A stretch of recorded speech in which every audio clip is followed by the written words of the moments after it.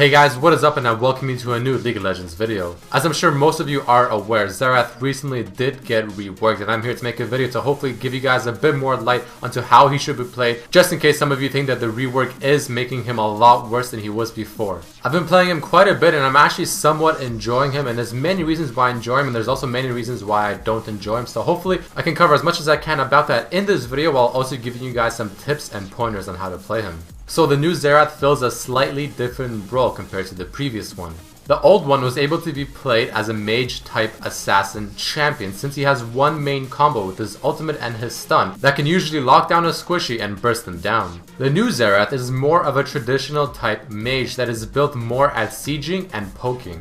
His burst potential is of course still there, but is just simply not as strong, and it's a bit more risky to use if you go all out. The main reason of this is due to his ultimate. You can't always just simply use your ultimate when trying to burst down a target that is within your range of your W and or your E, since if you don't kill them within the time frame that they're stunned, they are potentially just gonna simply get away or just turn around at you and just burst you down as well. Take a look at this example. Here I'm standing on the side trying to find someone I can pick off. I see the Ashes coming a little close. I land my stun, land my W right in the center. Throw the Q. It's not enough to kill her and I die. Now if I did have my ulti and use it there to finish her off, that would have even more further guaranteed the pull by Blitz. Since I'm so immobile while using the ulti, with the old Xerath I would have been able to combo the skills a lot better and finish her off a lot faster. One main reason is of course his ultimate makes him stand still, and after you're done standing still, the old Xerath will have a move speed buff just as he moves, but now you don't have that. With the old Xerath, comboing an E and your Q together for the stun and damage will technically do more damage and faster overall, since you have more time on using your ultimate, yet here, by the time you do your stun and fire your other skills, of course your Q and your W, and then use your ulti to finish off the targets, they are about to come out of the stun, and chances are you only got time for one guaranteed hit from your ultimates. With the old Xerath, you can just get all of your skills, even all 3 charges of your ultimate off really quickly before the stun even finishes. But on the bright side, Xerath now has 3 abilities, not counting his ultimate, that deal damage as opposed to 2. So with all these things in mind, I am not trying to say that the new Xerath is bad, nor worse, just different. Let's start off with this passive. This passive is only good in the laning phase. Outside of laning phase, especially late game, it seems to fall off extremely hard and more or less just be completely useless. At least the old passive made you a bit more tanky against assassins. But of course on the bright side, the new passive does make your laning phase a lot better since you have so much more mana sustain, especially if you auto attack a champion and get triple the mana back. So his passive is pretty much the opposite of what it used to be. Before, it used to be pretty useless in the laning phase, but not that bad in the late game. Now, in the laning phase, it's pretty useful, but late game, quite useless. Like I mentioned earlier, he does now have 3 spells to poke with and deal damage with as opposed to 2, which is a very nice thing, making his laning phase pretty strong, and he's also really strong at sieging turrets and just poking from afar. His Q has great range, especially since it doesn't require another skill to poke from a very far distance. But unless you are hidden, it can be of course somewhat hard to land and easy to dodge for the enemy champion since they see you charging it up.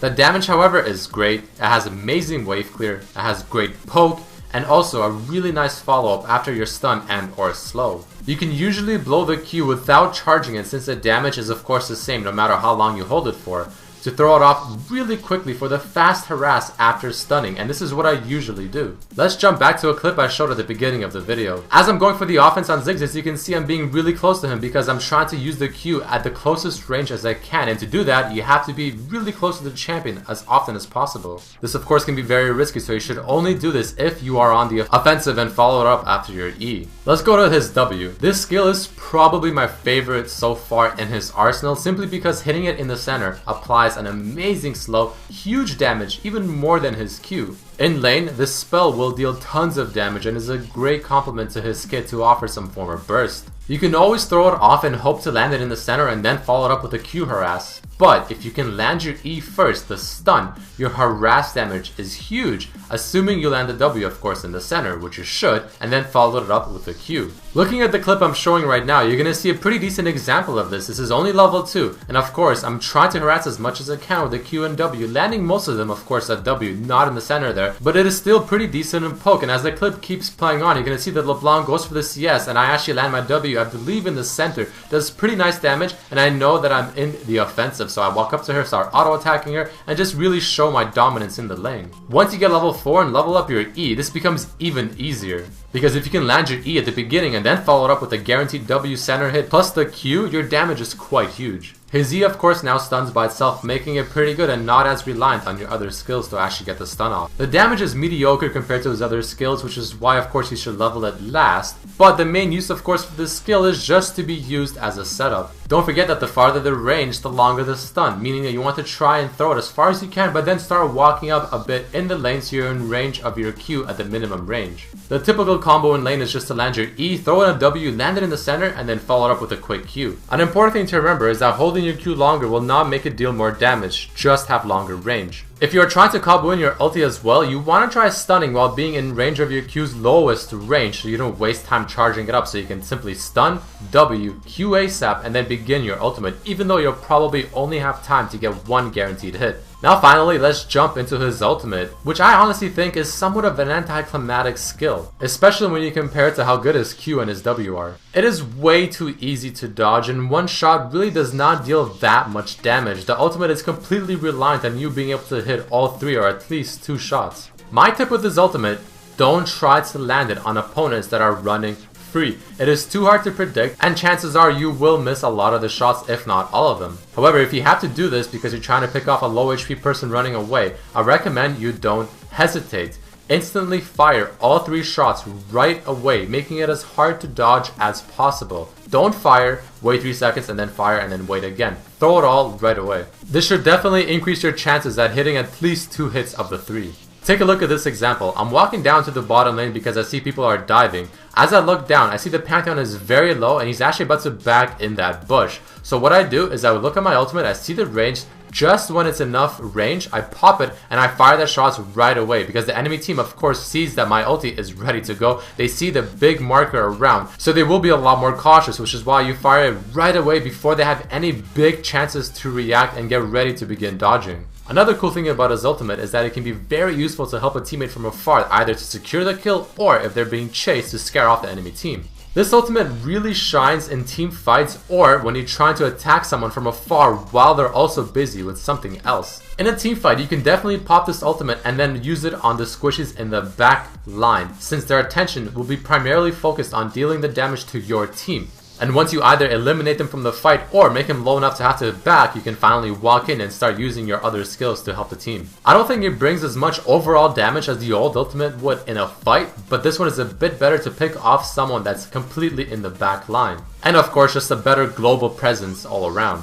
Overall, the new Xerath is not bad, just different. Let's take a look at this clip as another example. Once more, I'm waiting on the bottom side of this area to try and pick someone off. I see the Riven, I throw my stun, deal a lot of damage, land the W, land the Q. She's again at very low HP, just like the Ashe from before. But of course, Riven being naturally super mobile, it makes it so hard for me to finish her off with my ultimates. A big problem with Xerath, and of course it's applied to the old Xerath as well, just not as much since his W gave him move speed, is that if he gets caught, it can be really hard for him to get away. He's not the worst at it since of course he does have a pretty decent stun and slow, but he's also not the best because he has no form of dash. For instance, like LeBlanc. So in this clip so far, you're going to see some really cool pickoffs and all that good stuff, but as the Pantheon finally comes in, it makes it really hard for me to get away. I mean, I almost did get away thanks to my E and W being pretty useful, but the Lizard on the Q just barely finished me off. So overall, if an assassin does jump on you, it can be somewhat difficult to get away, especially if you miss your stun, but if you land your stun and follow it up with a W,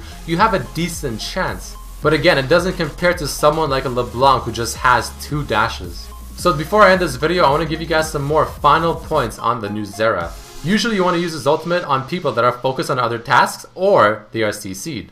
It can be pretty hard to burst someone down fully, however his EWQ combo is still pretty strong, especially considering that he has 3 damaging spells as opposed to 2 like before. I honestly feel like his new kit with those 3 spells is super good. I think it's just amazing, but his ultimate just falls behind compared to how good his other skills are. His laning phase is also really nice with his passive, giving him a lot of mana back. Again, he has 3 damaging spells in the laning phase, really good harass, great combo, great synergy, but his passive will fall off very hard in the late game and pretty much becomes trivial. So even though I would probably prefer the old Xerath, just because he has the assassin style to him with being able to burst someone down really quickly, the new one is still really good.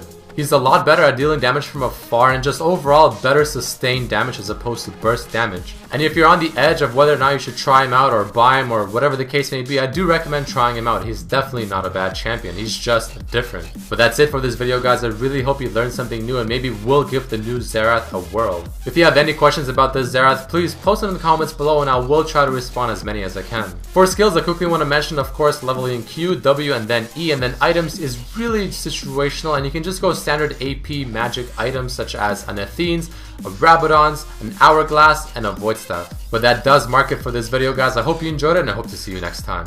Peace!